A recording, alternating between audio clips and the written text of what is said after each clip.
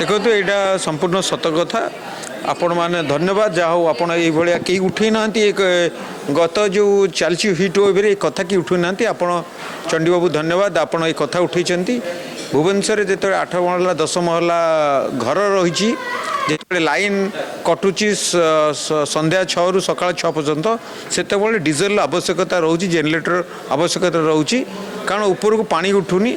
लोक गाँ गहली में साइड घर पानी नहीं आस ये तो साइड घर पानी आसबनी 5-7 महला बोहिया पड़ो से डीजेल टांकी दौना टांकी दौना गंडगोल होची थाना को भी कथा जाऊँगी से रिक्वेस्ट करुच्ची सरकार ए संबंध में जब विचार करता जदि ये जो हिट वेव रे सब जो पेट्रोल टैंकी जो मानक निर्देश दिंता जे जेनेटर चलियापाई जो अच्छी अपार्टमेंट तांको जदि परमिशन दिंता ताले मु भावुची ये जो सहरांचल लोकों टिके सुखपद कथाटा ये ऑर्डरटा टिके सुविधा हुआ निश्चित निश्चिंत निश्चिंत दाबी रखिबु जे अपार्टमेंट भुवनेश्वर कटक जो अर्बन एरिया जो अपार्टमेंट अच्छी तांको डीजेल पेट्रोल दिया जाऊ ओ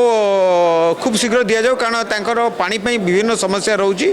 खूब शीघ्र एक कथा यदि विचार को निया जाए ताले भल हुआ।